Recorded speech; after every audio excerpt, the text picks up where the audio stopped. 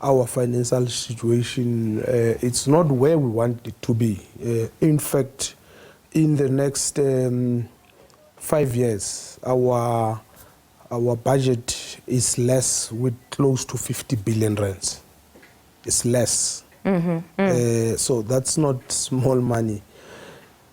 That's the first thing. But the second thing is that as the budget is reduced, the demands are increasing. Every year we have at least 230,000 people coming to Gauteng. As I speak to you, schools are opening next week. We will have at least 50,000 more kids, and there has to be money. So all that we're saying is that we need to be always careful in how we spend, and we must not be reckless, because if we become reckless, things will get out of hand. And that does not mean we will be bankrupt. And that's why we said, post that, because we were answering this context is important. Yeah. When someone was talking about e-tolls and we're answering, and then the answer was blown out of proportion, and people said, I said we will be bankrupt. No, we will not be bankrupt. There is no way that we will be bankrupt if you look at But if we look at specifically the health department as well as the education department, they take a substantial amount of the budget, and when it comes to health, you again have been the first one to raise concerns, whether it be overspending, non-compliance, the inability to pay any of the invoices within 30 days, all of the claims. There's also several other issues when it comes to the health department. Yes, both health and education. And in fact, the Department of Health, some of the issues that were raised in that press conference, it's issues that were raised by the AG and all that. But there are, and I've explained that there's objective and the subjective factors that affects both these big departments. One of the objective factors that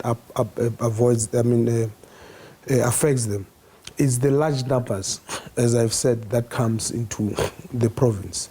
Our health system is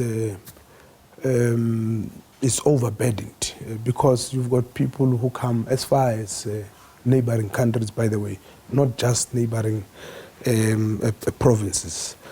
We have said previously that the baseline of the Department of Health, it's not accurate because of these numbers, and because there's always less resources, we always catch up. And that's why the Department of Health every year has got accruals, and we have to study those pardon me for accruals. interjecting there just in the interest of time, but that argument around urbanization is an age-old argument. It either speaks to a lack of preparation for such numbers, or it could legitimately be an issue that you're still seized with and will address at a later time. But the one about overspending, at least when it comes to being overcharged, those are problems that have to do with non-compliance with procurement processes. Yeah, no. The Department of Health is not an overspend. No, it is not overspend. In fact, I think they've not they've underspent slightly last year. But the issue of urbanization in migration, it's not a small matter. It's not an excuse. That's why I'm saying it's an issue that is far beyond us as a province. And we are trying our level best with the resources at our disposal. That's why I started by explaining to you that our budget will be less by about 50 billion in the next 5 years. So it's not a small matter. It means we have got less 50 billion to spend. But you have been the MEC that came out and confidently said we're trying new innovative ways, there'll be reforms to raise the funds, because you're getting your funds from three places. It's the equitable share, it's your conditional grants, and it's your revenue. But you confidently said that when it comes to revenue, we've got great innovative ways that we're going to raise more revenue. No, definitely, that's what we're doing. But going out to raise more revenue doesn't mean you have not lost money. The reason why you must actually accelerate the process of raising revenue is because you have lost, you are bleeding.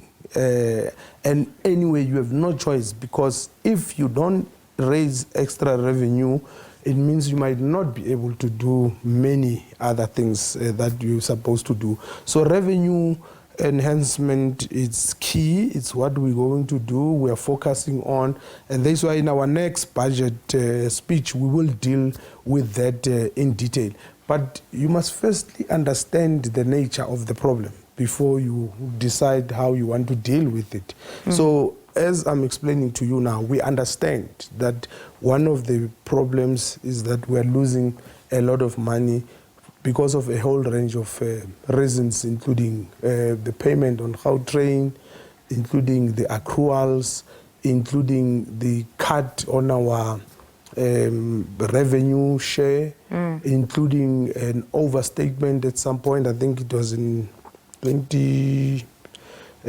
one of the years, about an overstatement of our population, and as a result, we have to lose all that money. So it's not us saying we don't want the money.